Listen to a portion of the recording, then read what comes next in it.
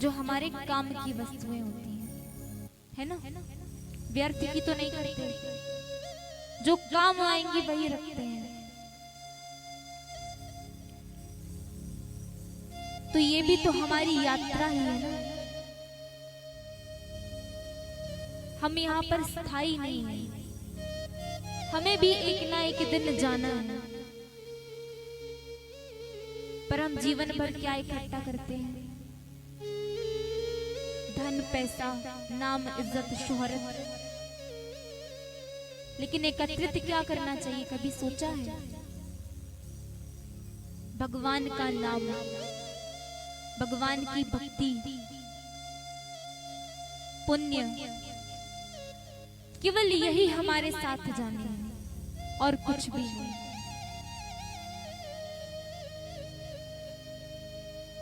और भक्त कहते हैं, जाएगा जब यहाँ से, जाएगा जब यहाँ से, कुछ भी न साथ होगा, दो गज़े कफन का टुकड़ा तेरा लिबास होगा, दो गज़े कफन का टुकड़ा तेरा लिबास होगा।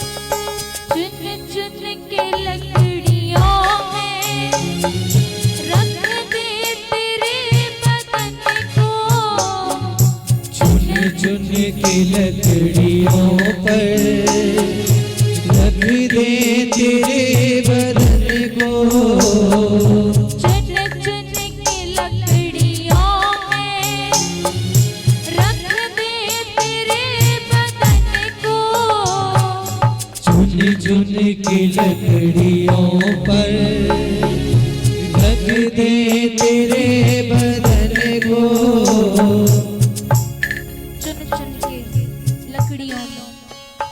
जब तुम जीवन इस दुनिया से चले जाओगे ना, और ये शरीर तुम्हारे घर पर रखा होगा, तो घर वाले क्या बोलेंगे? अरे जाओ ले जाओ, बदबू आने लगी है। कुछ बोलेंगे, अरे घर वालों का रो रो कर बुरा हाल है, ले जाओ, और लकड़ियों पर रख देंगे। आकर के झटे उठा ले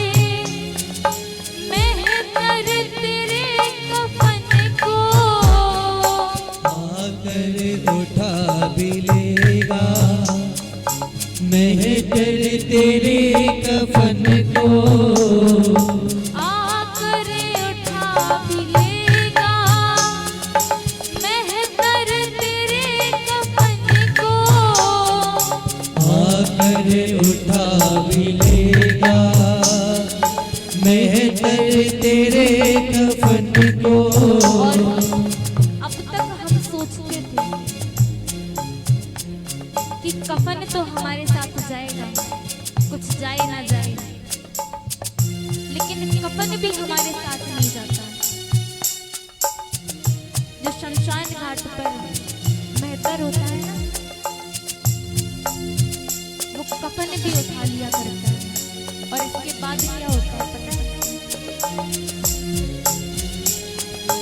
दे देगा आग तुझ में, दे देगा आग तुझ में, दे देगा आग तुझ में, ओ दे देगा आग तुझ में। बेटा जो खास होगा, दो गजे कफन का टुकड़ा तेरा लिबास होगा।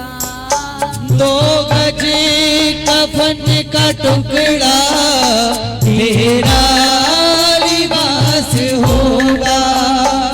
दो गज कफन का टुकड़ा तेरा लिबास होगा।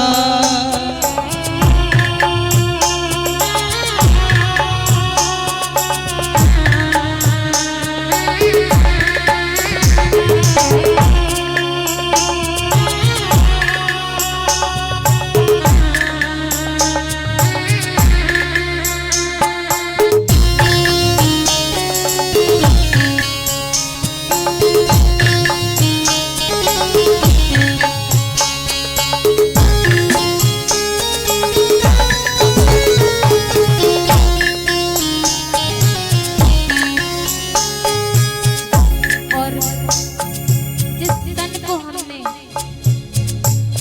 इतने प्यार से रखा, रोज साबुन से मल मल कर अच्छे से साफ रखते हैं, दुनिया भर के क्रीम लगाते हैं, महंगे महंगे लगाते हैं ना? और पता है उसका क्या होगा? मिट्टी में मिले मिट्टी, बाकी तो खाक होगी। मिट्टी में मिली मिट्टी, बाकी तो खाक होगी। मिट्टी में मिले मिट्टी, बाकी तो खाक होगी। मिट्टी में मिली मिट्टी, बाकी तो खाक होगी। सोने सी तेरी काया, जल कर के राख होगी। सोने सी तेरी काया, जल कर के राख होगी।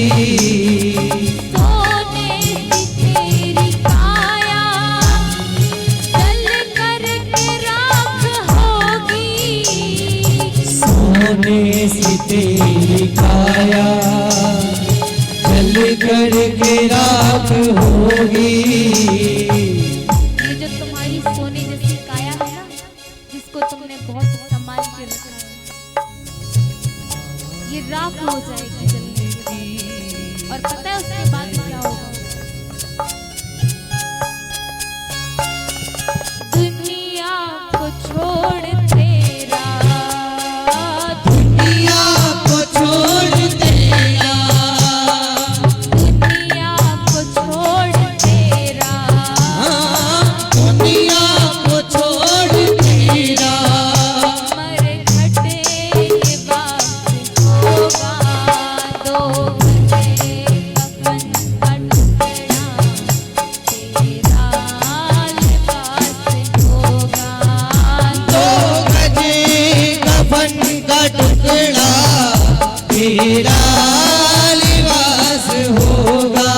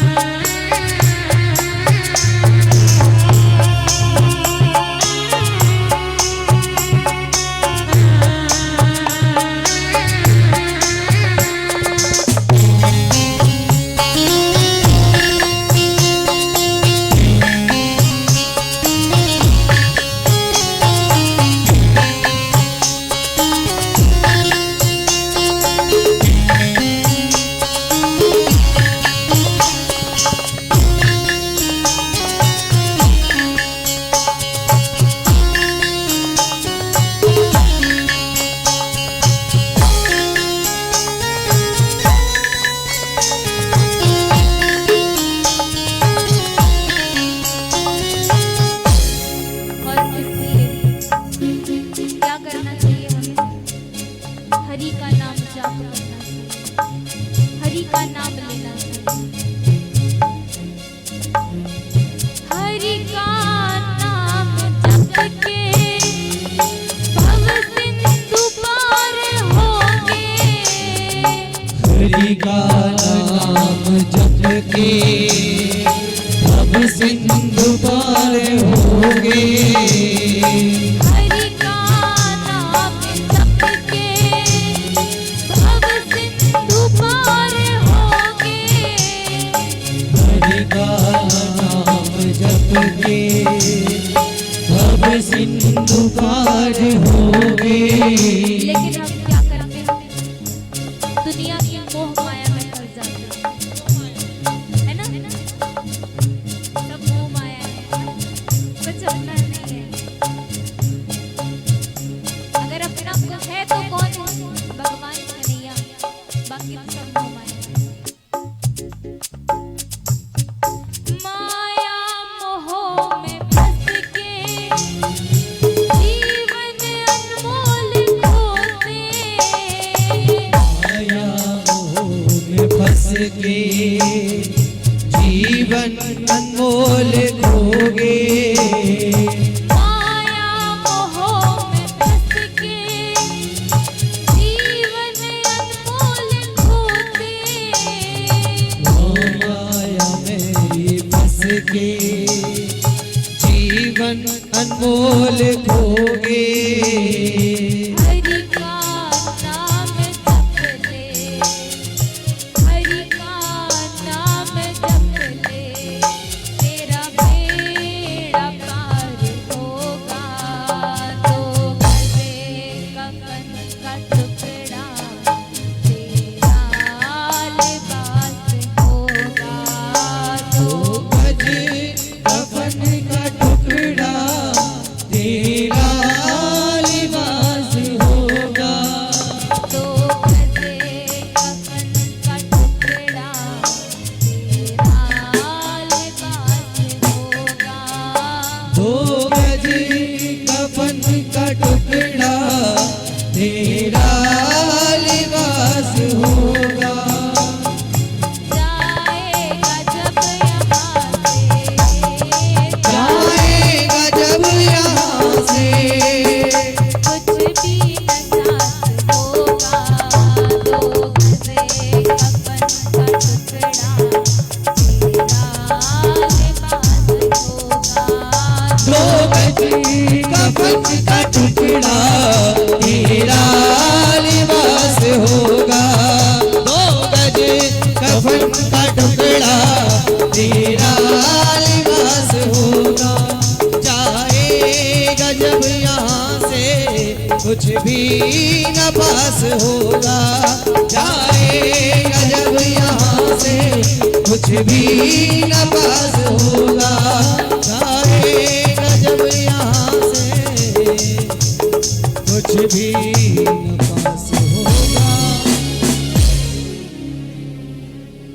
और यही सच्चाई है।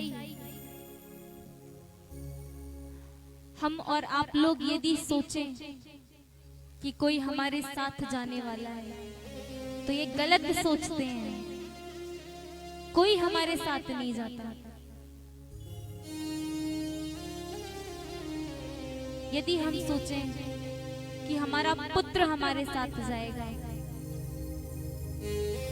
पति हमारा साथ जाएगा, पत्नी हमारी साथ जाएगी, तो ऐसा कुछ नहीं है। कोई किसी के साथ नहीं जाता। कई बार हम सोचते हैं ना, यदि हम मर गए तो हमारे साथ वाले का क्या होगा।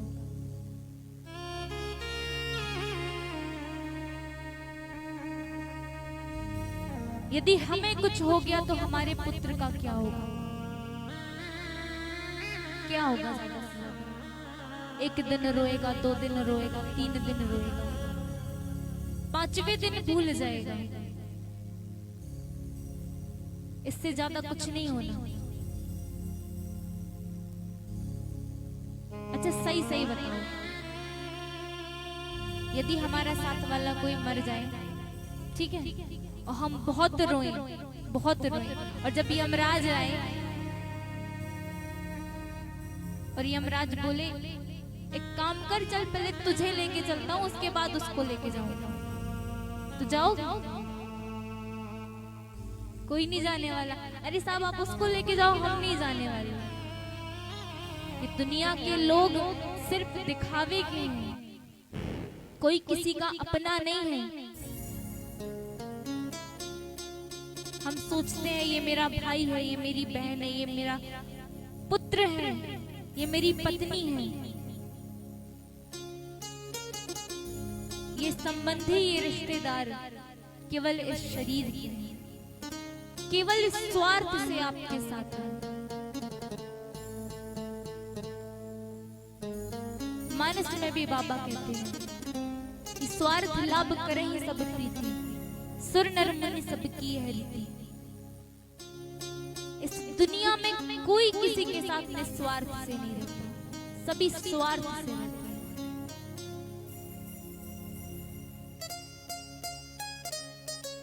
सबका अपना अपना स्वार्थ रहता है कोई कैसा जिसका कोई स्वार्थ ना हो आपसे? कोई नहीं है। कोई किसी से निस्वार्थ प्रेम नहीं करता। इसलिए केवल और केवल कन्हैया को अपना मानना चाहिए। एक बात याद रखना, आप इस दुनिया का हर एक रिश्ता धोखा दे सकता है, हर एक रिश्ता, लेकिन मेरे कन्हैया से बनाया हुआ रिश्ता यकीन मानना कभी आपको धोखा नहीं दे सकता, कभी भी नहीं। लेकिन रिश्ता बनाना तो पड़ेगा। यदि आप रिश्ता बनाओगे नहीं तो वो निभाएगा कैसे?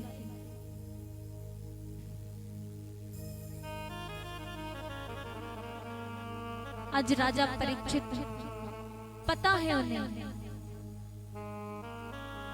कि मेरी 7वें दिन मृत्यु होने वाली है।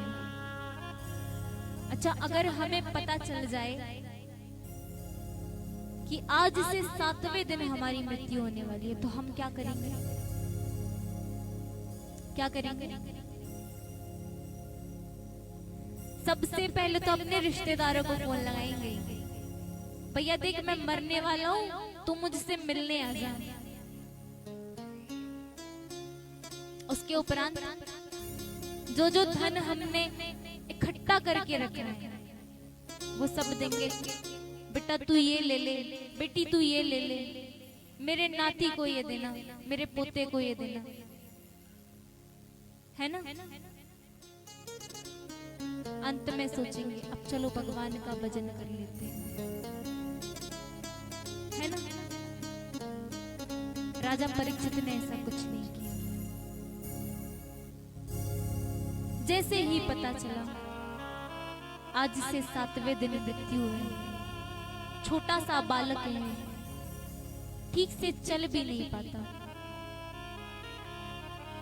राज तिलक कर दिया। कहा पुत्र मेरा आशीर्वाद है, तुम बहुत अच्छे राजा बनोगे, धर्मात्मा राजा बनोगे। और ऐसा उपदेश देकर निकल पड़े राजा परीक्षित। रास्ते पर जो संत मिलते हैं केवल एक ही प्रश्न करते हैं, प्रभु जिस किसी की मृत्यु आज से 7वें दिन होनी है उसकी मुक्ति का क्या उपाय है? आप मेरा मार्गदर्शन करें। कोई जवाब नहीं दे पाता।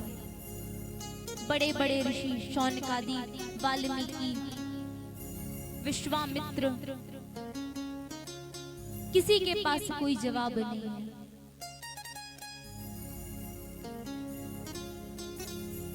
गंगा नदी के किनारे ध्यान में बैठ गए राजा परीक्षित, सोच रहे हैं आज से 7वें दिन मेरी मृत्यु है,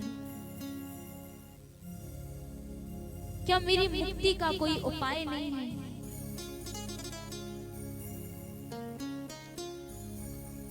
और ध्यान में लग गए।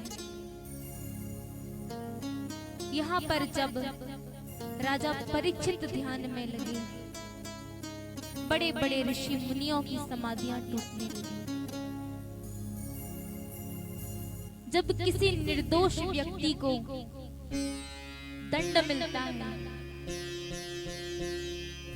तो संत उसे दुखी नहीं दे सकते। सभी ऋषि मुनि संतगण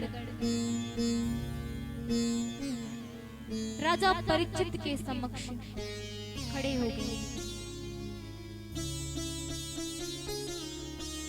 जैसे ही राजा परीक्षित ने नेत्र खोले,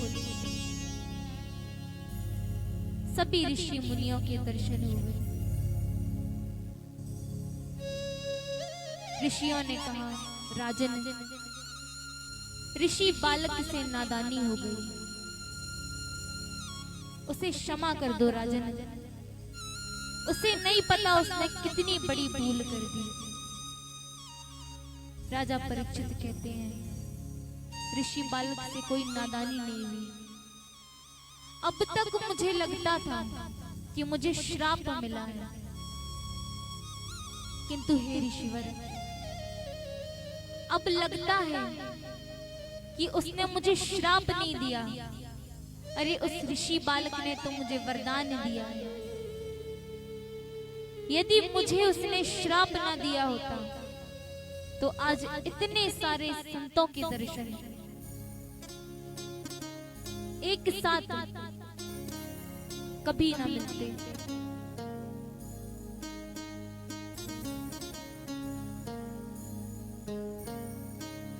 प्रभु, ऋषि बालक से कोई नादानी नहीं हुई। यदि आप मेरे लिए कुछ करना ही चाहते हैं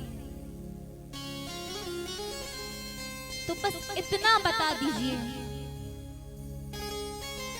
कि जिसकी मृत्यु 7वें दिन होनी है आज से, उसकी मुक्ति का क्या उपाय है। सभी चुप हैं। शौनकादि ऋषियों ने कहा, राजन, ये जीव जन्मों जन्मों तक तप करने के बाद भी मुक्त नहीं हो पाता। केवल 7 दिनों में मुक्ति, ये कैसे संभव है। सभी सोच विचार करने लगे। नारद जी आए, सारा प्रसंग सुना। सोचा नारद जी ने,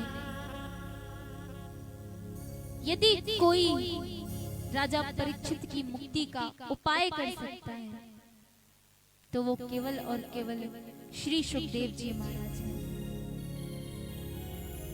और चल पड़े सुखदेव जी की खोज में। कुछ दूर गए, गंगा नदी के किनारे ठंडी ठंडी हवाएं चल रही हैं। गंगा का जल कल कल कल के कलरव कर रहा है, बह रहा है।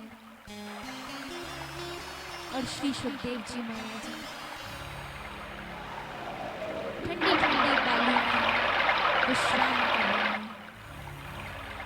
जैसे ही देखा नारद जी आए, स्वागत किया। हे नारद जी, आपके यहाँ आने का कोई प्रयोजन? नारद जी ने कहा, प्रभु, आपको पता नहीं, राजा परीक्षित को श्राप लगा है। सुखदेव जी ने कहा, हे नारद जी, यदि उन्हें श्राप लगा है तो उन्होंने कोई अपराध किया होगा जिस कारण से उन्हें श्राप लगा। नारद जी ने कहा, प्रभु एक बात बताइए, यदि कोई अंधा व्यक्ति है,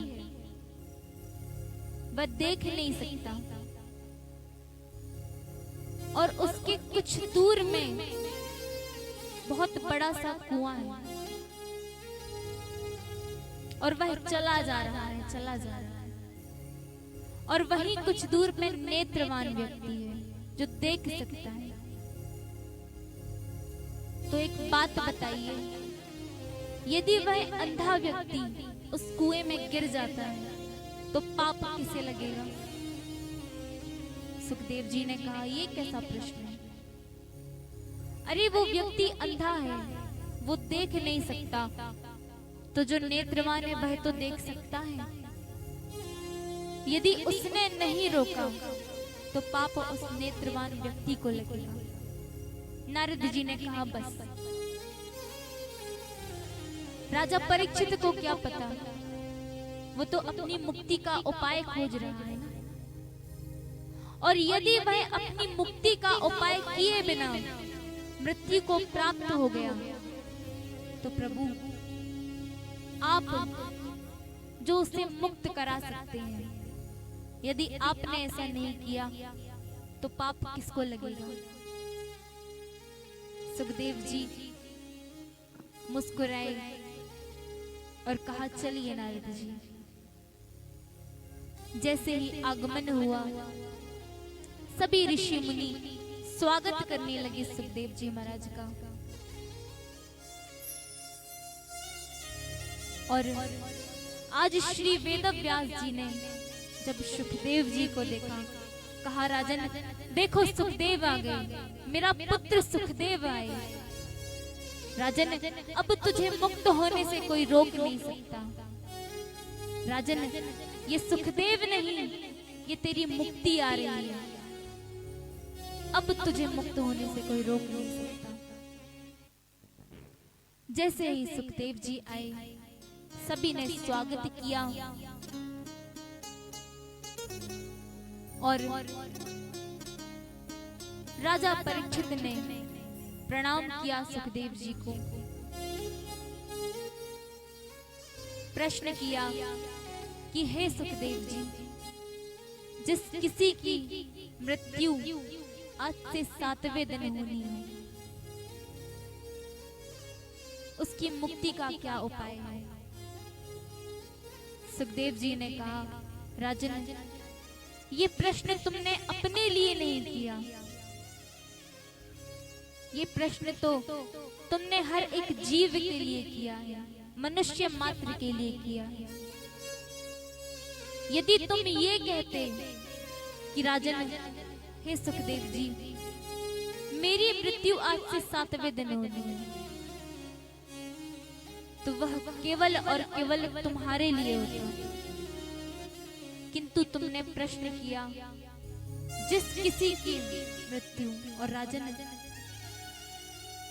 केवल तुम्हारी मृत्यु 7 दिन में नहीं होनी, इस संसार में जो भी व्यक्ति है, हर उस व्यक्ति की मृत्यु आज से 7वें दिन ही होनी है। और राजन तुम्हारे पास तो 7 दिन है। राजा खडवांग के पास केवल 2 क्षण थे और उस 2 क्षणों में राजा खडवांग ने मुक्ति पा ली थी। तुम्हारे पास तो 7 दिन है और यहाँ पर श्री सुखदेव जी महाराज वक्ता बने और राजा परीक्षित श्रोता बने। और सत्य मानिए, श्री सुखदेव जी जैसा ना ही कोई वक्ता हुआ और ना ही राजा परीक्षित जैसे कोई श्रोता हुए।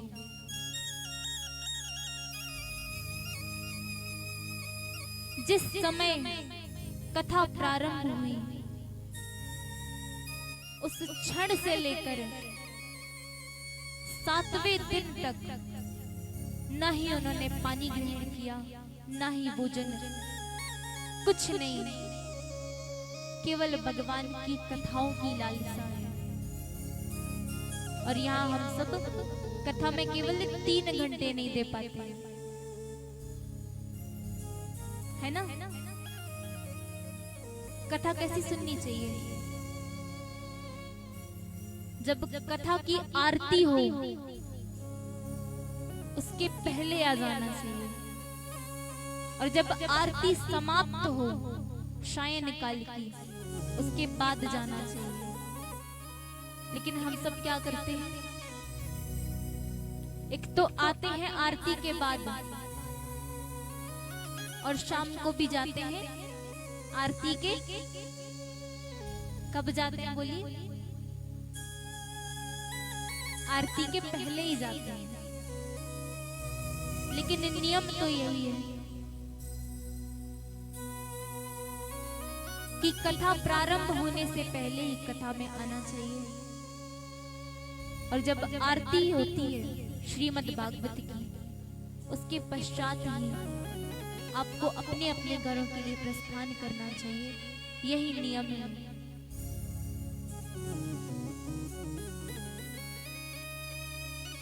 और श्रीमद् भागवत कथा व्यास मंच के समक्ष ही सुननी चाहिए।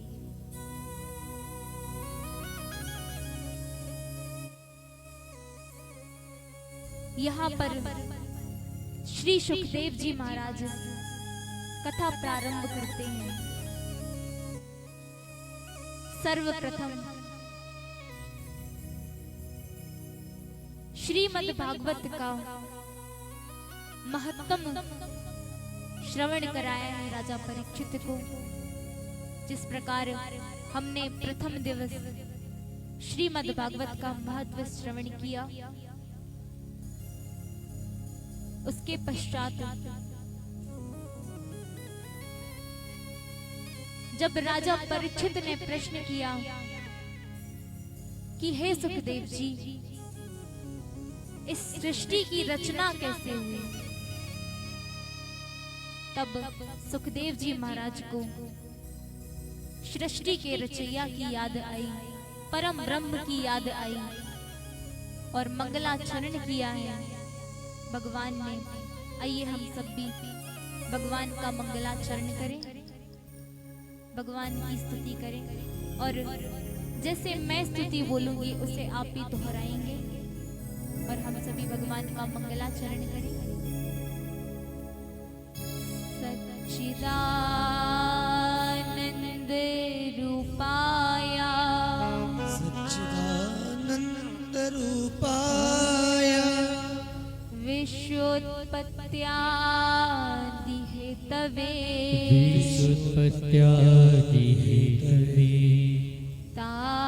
तापत्रय विनाशाय तापत्रे विनाशाय श्री कृष्णाय वयं नमः। कृष्णाय वयं नमः। श्री कृष्णाय वयं नमः। कृष्णाय वयं नमः। और यहाँ पर सृष्टि का वर्णन आता है। श्री सुखदेव जी महाराज जी कहते हैं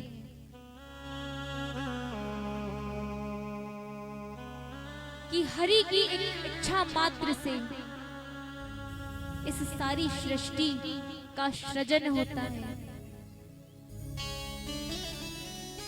भगवान विष्णु की नाभि से कमल, कमल से ब्रह्मा जी, और ब्रह्मा जी इस सारी सृष्टि का निर्माण करते हैं। यहाँ पर जब नारद जी, जब ब्रह्मा जी की उत्पत्ति हुई, सोचा ब्रह्मा जी ने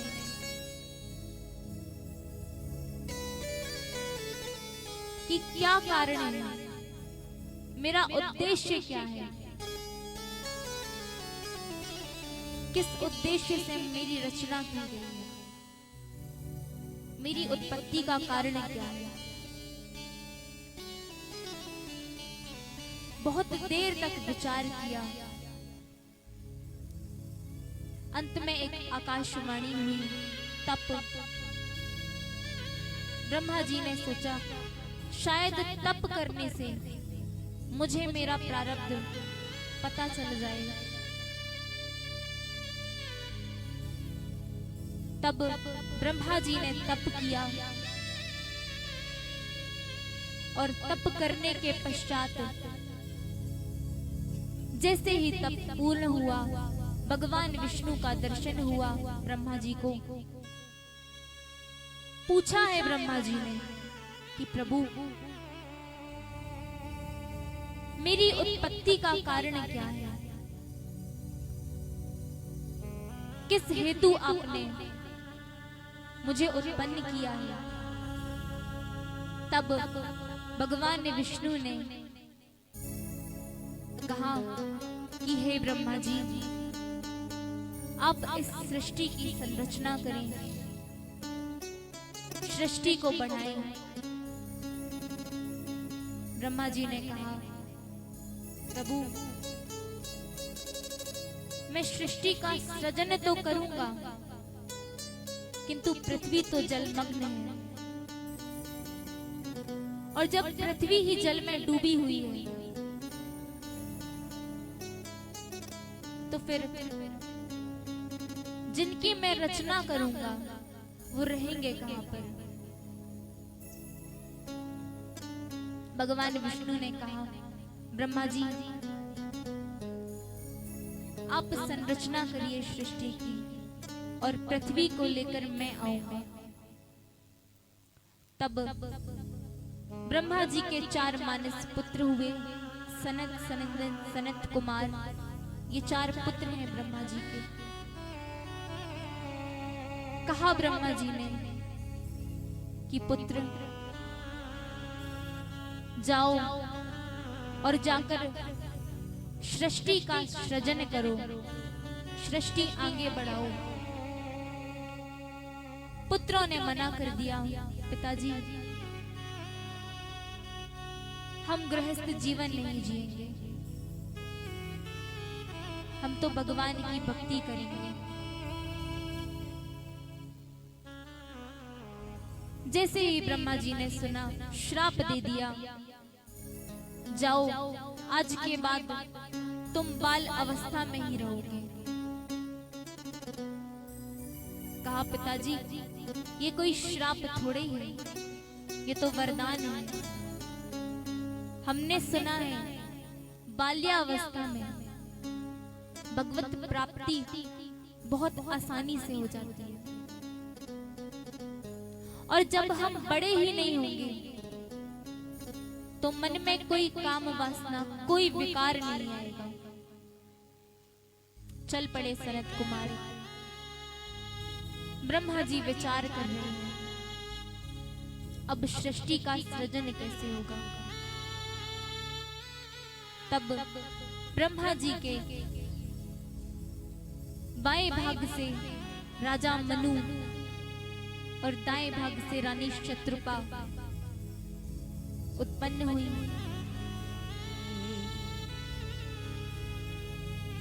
कहा ब्रह्मा जी ने, आप दोनों जाकर सृष्टि को आगे बढ़ाएं।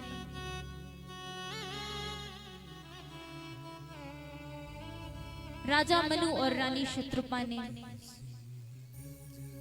कहा, प्रभु, पृथ्वी जल में डूबी हुई है, हम सृष्टि करें तो करें कहां? तब ब्रह्मा जी को छींक आई और उसमें से एक छोटा सा जीव बाहर आया, और ये जीव जैसे ही बड़ा हुआ, उनका नाम था वराह। बोलिए वराह भगवान की जय हो। वराह भगवान विष्णु भगवान के 24 अवतारों में से एक है। जैसे ही वराह भगवान पृथ्वी को लेने के लिए नीचे गए जल में, पृथ्वी को लाने लगे, यहाँ पर हिरण्याक्ष और हिरण्यकश्यप, ये 2 राक्षस हैं और दोनों भाई हैं। हिरण्याक्ष ने नारद जी को जैसे ही देखा,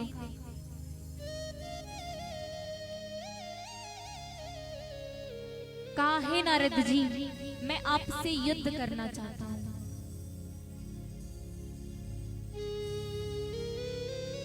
नारद जी ने कहा,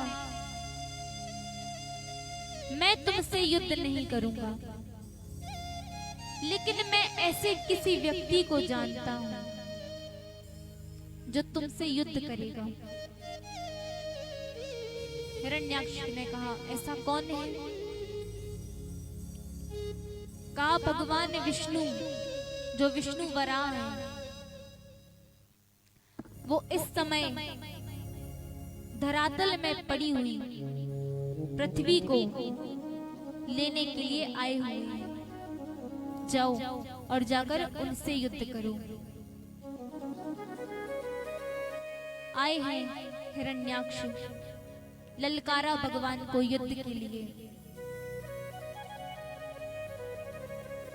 और यहाँ पर जब विष्णु वराह भगवान ने हिरण्याक्ष को कहा कि हिरण्याक्ष, मैं पृथ्वी की स्थापना करके आता हूं, उसके पश्चात तुमसे युद्ध करूंगा। भगवान ने पृथ्वी की स्थापना करी, हिरण्याक्ष का वध किया। यहाँ पर जो हिरण्याक्ष का भाई था हिरण्यकश्यपु, जैसे ही पता चला कि मेरे भाई हिरण्याक्ष को भगवान विष्णु ने मार दिया है, भगवान विष्णु से बैर ले लिया। कहा, मैं भगवान विष्णु को छोड़ूंगा नहीं। और हिरण्यकश्यपु की पत्नी का नाम है कयाधु। कहा कयाधु से, देवी, भगवान विष्णु आज से हमारे शत्रु हैं। कोई भी हमारे राज्य में विष्णु का नाम नहीं लेगा। और चले गए तप करने के लिए। यहाँ पर भगवान इंद्र ने सोचा, माता कयाधु के गर्भ में जो बालक है वह भी राक्षस प्रवृत्ति का होगा, क्यों ना उसे गर्भ में ही मार दिया जाए। तब भगवान इंद्र मैया कयाधु को अपहरण करके ले जाने लगे। जैसे ही नारद जी ने देखा, रोक दिया इंद्र को, मैया कयाधु को अपने ही आश्रम में रखा और इंद्र से कहा कि हे इंद्र, कयाधु के गर्भ में जो बालक है वह भगवान विष्णु का परम भक्त होगा।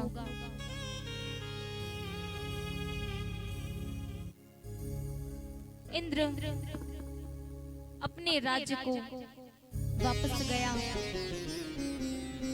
यहाँ पर जब हिरण्यकश्यपु की तपस्या पूर्ण हुई, वापस लौट कर आए। मैया कयाधु को एक बड़ा सुंदर बालक हुआ, नाम रखा ध्रुव।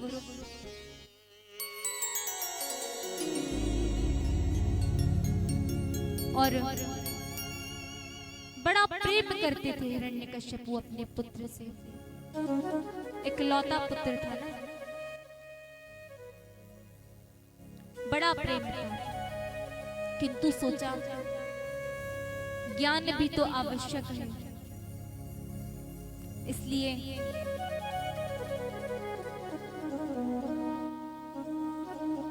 गुरुकुल भेज दिया और गुरु से कहा, इसे कूटनीति सिखाइएगा। ये मेरे जैसा ही राजा बनना चाहिए।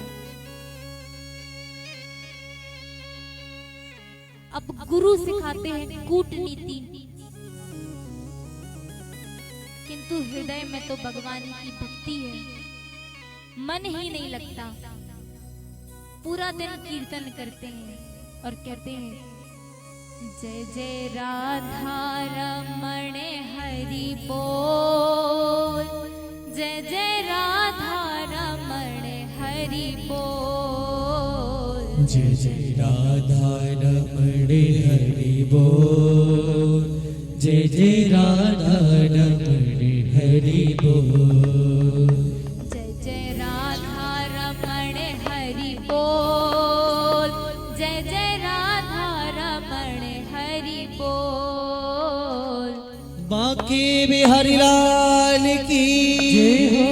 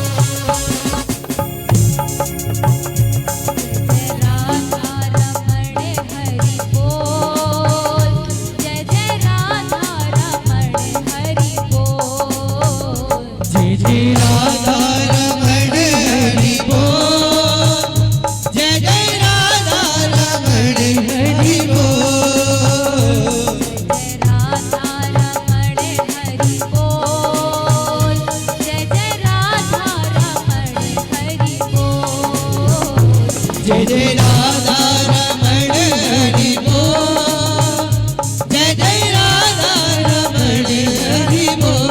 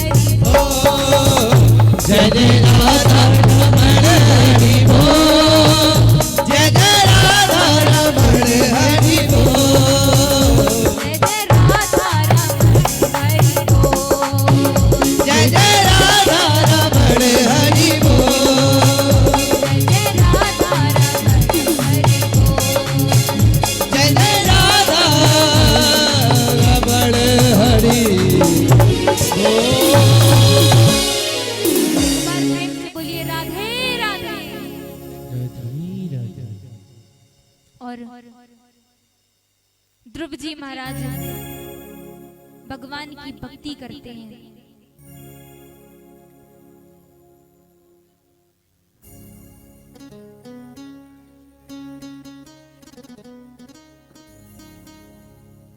और जैसे ही पिता को पता चला कि पुत्र शत्रु का नाम लेता है, शत्रु की भक्ति करता है,